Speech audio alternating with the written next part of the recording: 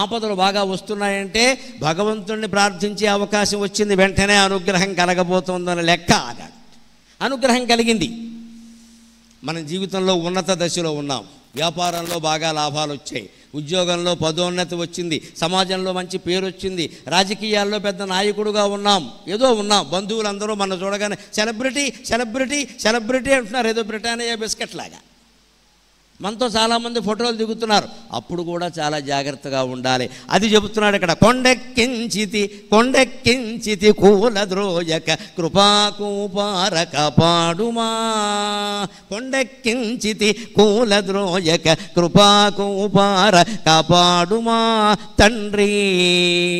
త్వద్వరదాన శాసన శిలాస్థైర్యంబు అజస్రంబు తండ్రి. త్వద్వరదాన శాసన శిలాస్థైర్యంబు అజస్రంబు కన్గొండుంజుమ్మి గ్రహోడు పంక్తుల కడున్ శోభిల్లు యొమంబునన్. కన్గొండుంజుమ్మి గ్రహోడు పంక్తుల కడున్ శోభిల్లు యొమంబునన్. బెండుంజేయకి ధైర్య పర్వతము స్వామి భక్త చింతామణి. బెండుంజేయకి ధైర్య పర్వతము స్వామి భక్త చింతామణి. కింద ఉన్న వాళ్ళకే భయం ఉంటుందని అనుకోకండి, పై స్థానానికి చేరిన వాళ్ళకి భయం ఇంకా ఎక్కువ ఉంటుంది.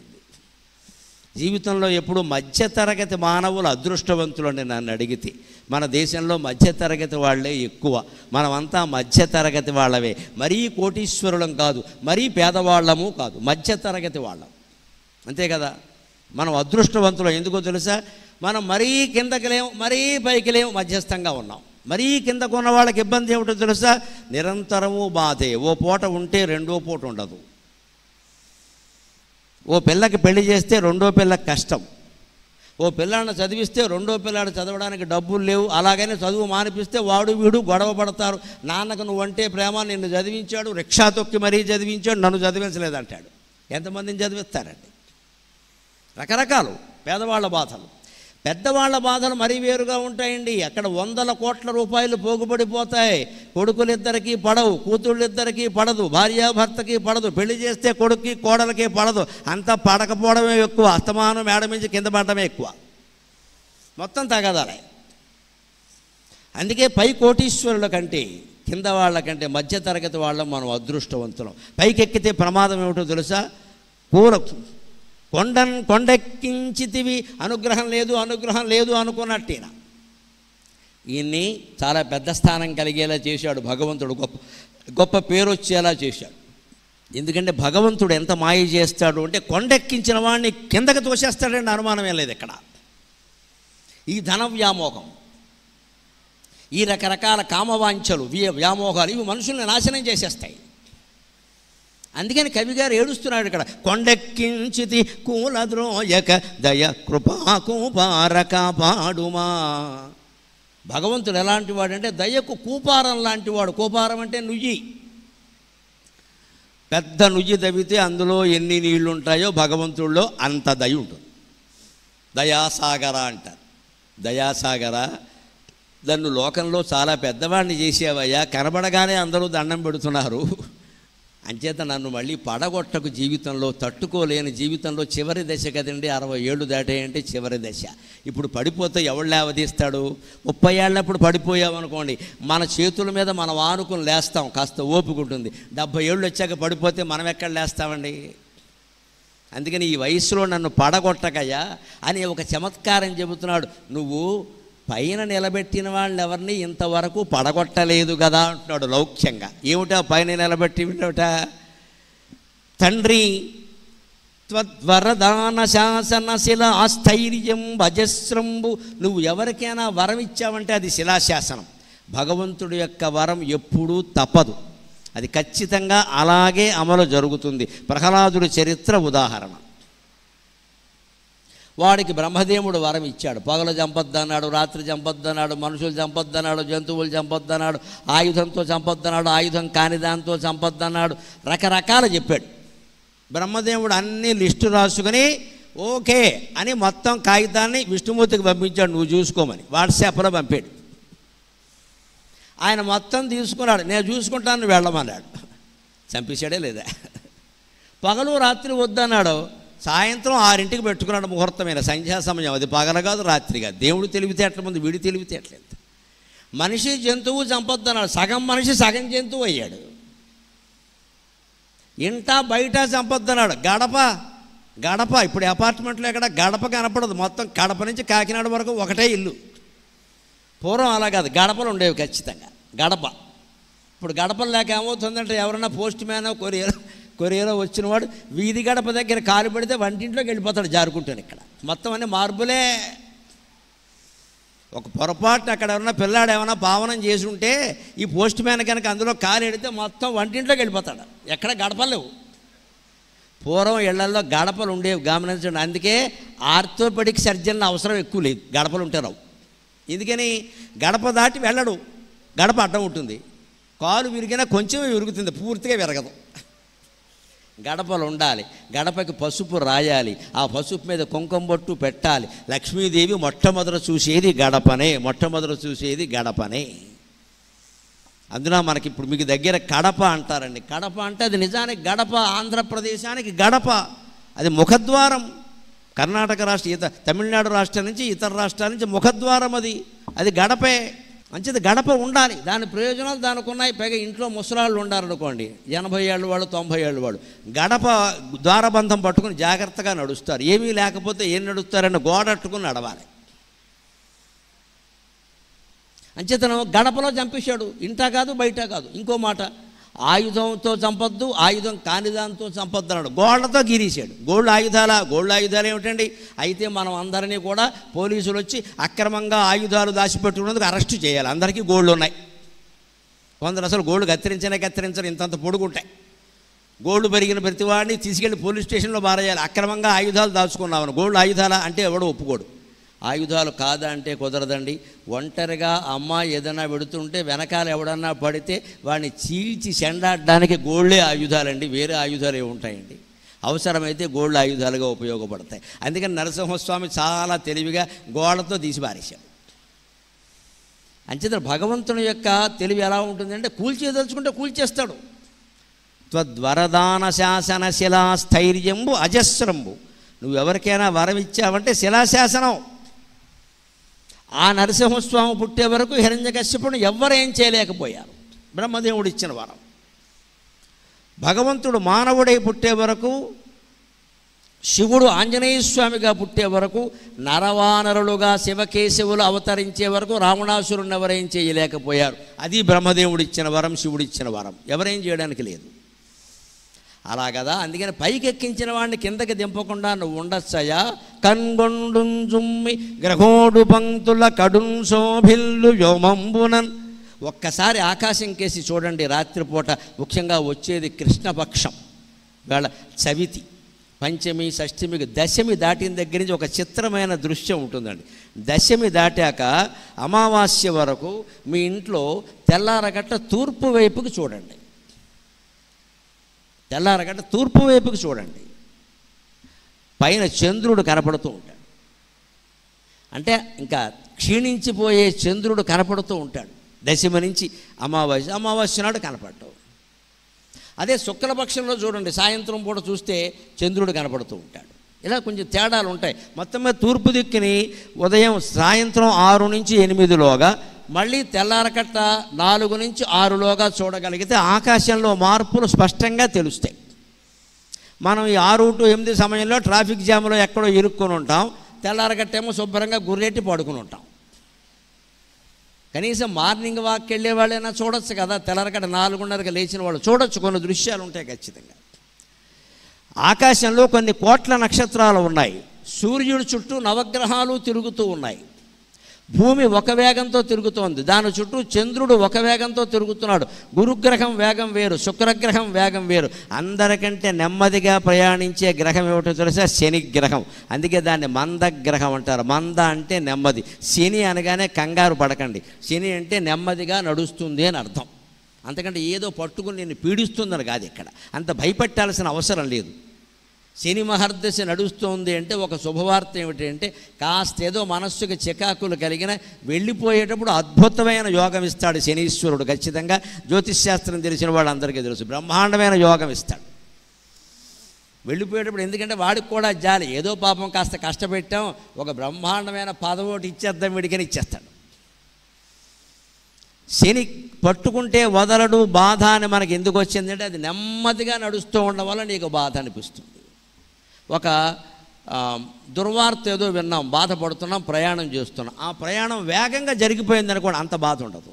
అప్పుడే మనం ట్రాఫిక్ జామ్లో ఇరుక్కుని ఎక్కడో ట్రాఫిక్లో ఆగిపోయి ఓ పక్క కన్నీళ్లతో బాధపడుతుంటే ట్రాఫిక్ కూడా ఇబ్బంది పెట్టింది అనుకోండి, ఆ బాధ మరింత ఎక్కువ అవుతుంది. అంచేత బాధలు ఎప్పుడూ ఉండేవి. శని మహర్దశ పట్టినప్పుడు వచ్చిన బాధలు మరింత ఎందుకు బాధపడతాయంటే నెమ్మదిగా నడవడం వల్ల. అదే వేగంగా వెళ్ళిపోతే బాధపడేవాడు, అందులో ఉండే తర్కం అదే. కంగారు పడక్కల శని మహర్దశ అనగానే. పైగా ఏ గ్రహం పెట్టే ఏ బాధ నుంచైనా కాపాడడానికి నమశివాయ నమశివాయ నమశివాయ అనే పంచాక్షర మంత్రం ఉండనే ఉంది. ఎందుకంటే కంగారు పడాలి మనం, ఆ మంత్రాన్ని జపించుకుంటుంటే అన్ని గ్రహాలు మనకు అనుకూలంగా మారవలసింది. అందుకే ఇక్కడ కవి గారు ఏమంటున్నాయంటే, నన్ను ఏదో జీవితంలో గొప్ప కవిగా నన్ను పై స్థానానికి తీసుకెళ్ళావయ్యా, ఇప్పుడు పడగొట్టకు నాయనా, కొంపలు అంటుకుంటాయి. ఎందుకంటే ఈ వేదిక మించి పడితే తగిలే దెబ్బ వేరు, ఈ భవనం మించి పడితే తగిలే దెబ్బ వేరు. భగవంతుడు కొట్టే దెబ్బ ఎలా ఉందంటే బాగా ఎదగనిస్తాడు, పైకంట ఎక్కాక వాళ్ళు గర్వం బాగా ముదిరాక ఒక్క దెబ్బ కొడతాడు. శ్రీమద్ రమారమణ గోవిందో హరి, మరి లేవడు ఇంకా.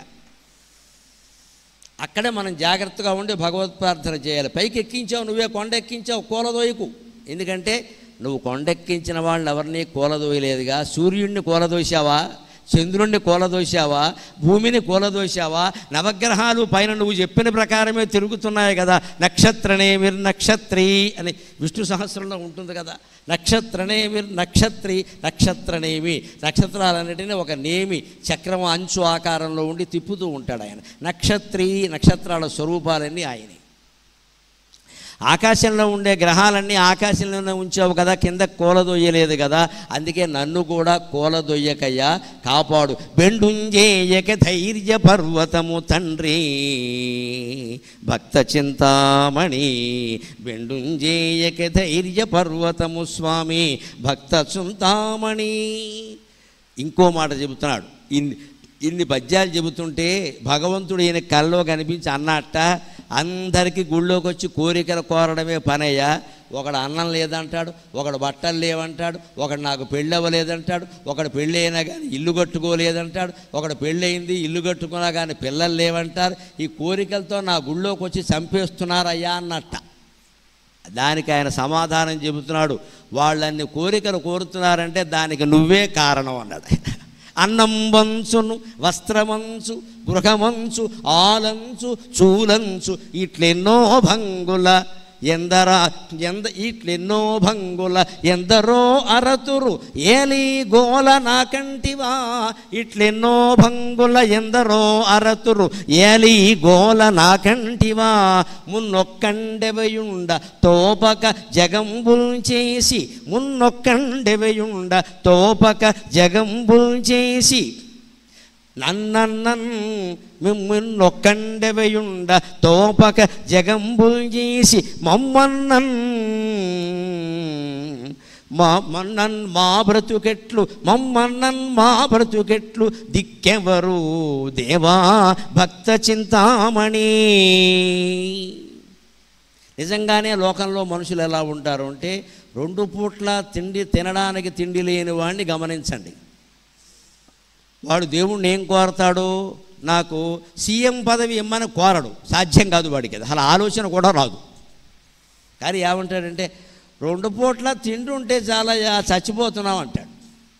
2 పూట్ల తిండి భగవంతుడిచ్చి వాడికి ఉపాధి కల్పించాడు అనుకోండి, అప్పుడు ఏమంటాడో తెలుసా, తిండి ఉండగానే సరిపోయింది ఏంటి, బయటికి వెళ్ళాలంటే సరైన గొడ్డలు లేవు, చినిగిపోయిన బట్టలు ఏం పెడతాం అంటాడు. వస్త్రం అడుగుతాడు, ఆ వస్త్రాలు కూడా భగవంతుడు ఏదో రకంగా వాడికి కలిసి వచ్చేలా చేశాడు. అప్పుడు అంటాడు, తిండి గుడ్డ ఉంటే సరిపోయిందా, రోటీ కపడా ఊరు మకాన్ అన్నారు అంటే 3వది ఇల్లు ఏదంటాడు, ఉండడానికి ఇల్లు వద్దా అంటాడు. అప్పుడు ఏదో ప్రభుత్వం వారితో స్థలం ఇప్పించి మొత్తం మీద కట్టుకునే ఏర్పాటు చేసి ఏదో రకంగా ఇల్లు కూడా వచ్చిందనుక అప్పుడు మాట్లాడతాడు, ఓ ఇంటి వాళ్ళు ఇల్లు కట్టుకున్నాం కదా పెళ్లి చేసుకోకపోతే ఎలాగా అంటాడు. ఇంట్లో పనులు ఎవరు చూస్తారో అంటాడు, పెళ్లి చేసుకుంటాడు. పెళ్లి కూడా అయింది అనుకోండి, అయ్యాక 5-6 ఏళ్ళయ్యాక పిల్లలు లేరు అంటాడు. మొత్తం ముందు అన్నం అన్నాడు, తర్వాత గుడ్డలు అన్నాడు, తర్వాత ఇల్లు అన్నాడు, తర్వాత భార్య అన్నాడు, భర్త అంది, లేకపోతే పిల్లలు అన్నారు. ఇవన్నీ అయ్యా కూరు ఇంకా పెంచుకుంటూ పోతాడు. అందుకని దేవుడికి విసుగొచ్చి ఇట్లు ఎన్నో భంగుల ఎందరో అరతురు ఏలి గోల నాకు అన్నట్ట. ఏమిటయ్యా గుళ్ళోకి వచ్చి అందరూ ఒకడు అన్నం అంటాడు, ఒకడు వస్త్రం అంటాడు, ఒకడు పిల్లలు అంటాడు, ఒకడు పెళ్ళి అంటాడు, అందరూ నాకు పడి ఏడుస్తారు, మిమ్మల్ని అందరినీ పెళ్ళిళ్ళు చేసుకోమని నేనేమన్నా అన్నానా అంటే కవి గారు ఆయన సమాధానం చెబుతున్నాడు, నువ్వు అనకపోతే మాకెందుకు ఉన్నాయ్యా, మున్నొక్కండ వెయుండి తోపక జగంబుల్ చేసి అసలు ఈ సృష్టి అంతా ఎందుకు చేసావు, నీకేమైనా బుద్ధి ఉందా లేదా అని అడిగాడు. మరి భగవంతుడు ఈ సృష్టి చేయకపోతే మన ఎవరికి ఈ సంసారాలు లేవు కదండి. పైగా భగవంతుడు కావాలనే తన కాలక్షేపం కోసం ఈ సృష్టి చేశాడు అని వేదంలో ఉంది. ఏకోహం బహుశ్యాం ప్రజాయేతి, నేను ఒక్కడనే ఉన్నా అనేకంగా మారిపోతే బాగుండు అనుకున్నట్టు ఆయన అనుకోవడం వల్ల ఇంతమందిగా మారాడు. తత్సృష్ట్వా తదేవానుప్రావిశతు అంటోంది వేదం. భగవంతుడి సృష్టి చేసి ఆయనే అందులో ప్రవేశించాట. అది ఆయన సంకల్పమే కదా, కాదని ఎవరన్నారండి. కో అర్థ వేద కయిక ప్రమోచతు కుత ఆజాత కస్యేయం విసృష్టి. ఇది ఎలా పుట్టింది అంటే ఎవరు చూశారు అన్నారు. ఉన్నది ఆయన ఒక్కడే, రెండో వాడు లేడు. రెండో వాడు లేనప్పుడు ఎవరు చెప్తారండి, సాక్ష్య వాడు లేడు, అక్కడ ఉన్నదే ఆయన ఒక్కడు. అంచేత నువ్వు ఒక్కడవే ఉన్నావు, నీకు తోచకపోవడం వల్ల ఈ సృష్టి చేశావు. నీవిట్లు మమ్మన్నన్ నీవిట్లు మమ్మన్నన్ మా బ్రతుకెట్లు దిక్కెవరు దేవా భక్త చింతామణి. నువ్వే కాలక్షేపం కోసం ఒక్కడివి ఉండలేక ఈ సృష్టి చేశావు. పురుషులు స్త్రీలు అని 2 రకాలు సృష్టించావు. వాళ్ళిద్దరి మధ్యలో రకరకాల ఆకర్షణలు పెట్టావు. ఈ దిక్కుమాలిన ఆకర్షణ కారణంగా వరుసగా జీవరాశులు పెరిగాయి. ఈ కామవాంఛలు లేకపోతే పిల్లలు ఎలా పుడతారండి, కారణం తెలిసే కదా అందరికీ. పెరిగే అక్కడి నుంచి వాళ్ళు సంసారం ఏర్పడింది. మళ్ళీ వాళ్ళకి చదువులు అన్నారు, ఉద్యోగాలు అన్నారు, పెళ్ళిళ్ళు అన్నారు, వాళ్ళకాడు అన్నారు, వచనపురం అన్నారు, 100 అన్నారు. ఇవన్నీ ఎందుకన్నారు, నువ్వు మొదట్లో ఉన్నటువంటి నిర్లేప నిర్మల నిత్య నిరాకార నిరాకుల నిర్గుణ నిష్కళ శాంత నిష్కామ నిరుపప్లవ నిత్యముక్త నిర్వికార నిష్ప్రపంచ నిరాశ్రయ నిత్యశుద్ధ నిత్యబుద్ధ నిరవజ్య నిరంతర. అలా ఉన్నదాన్ని ఉండొచ్చు కదమ్మా, ఎవడు చేయమన్నాడు ఈ సృష్టి అంతా. నిర్గుణ నిష్కళ అన్నట్టుగా ఉండొచ్చు కదా. అలా అమ్మవారు ఉండలా, పక్కనున్న సదాశివుణ్ణి లేపింది, దాంతో మొత్తం సంతానం అంతా బయలుదేరారు ఇక్కడ. అలాగే శ్రీమన్నారాయణమూర్తి గారు ఉన్నవాడు ఉన్నట్లు శేషపాన్పు మీద ఉన్నవాడు లేదు, ఆయన లక్ష్మీదేవిని పిలిచాడు, అందుకే మొత్తం సృష్టి అంతా వచ్చింది ఇక్కడ. వీళ్ళకి కనుక తోపకుండా కాలక్షేపానికి చేయకపోతే, దేవుడు చేయకపోతే సృష్టి ఎక్కడదండి. అందుకని కవి దేవుణ్ణే ఆక్షేపిస్తున్నాడు, నీ నెత్తి మీద తేలుందంటే నీ చేత్తోనే తీసేయన్నట్టుగా. మేము కోరామంటే కోరతామండి, ఈ సృష్టి చేసింది ఎవరు, నువ్వు. ఈ సంసారాలు పెట్టింది ఎవరు, నువ్వు. మరి అవన్నీ కోరికలు కూడా తీర్చాల్సింది నువ్వే అంటే దేవుడు కూడా చెంపలు వేసుకొని నాదే తప్పురా అబ్బాయి అన్నీ తీరుస్తానంటాడు. అది కవి చమత్కారం అంటే. మహాతపస్సులకి ఋషులకు కూడా లొంగని దేవుడు కవులకు లొంగుతాడండి, అనుమానం ఏమీ లేదు అందులో. ఆ కవి చమత్కారానికి పడిపోతాడు. ఏం చెప్పావయ్యా అంటాడు. ఒక కవి గారు శివుడు గుడిలో కూర్చున్నట్ట శివరాత్రి నాడు. పొద్దున్నుంచి సాయంత్రం వరకు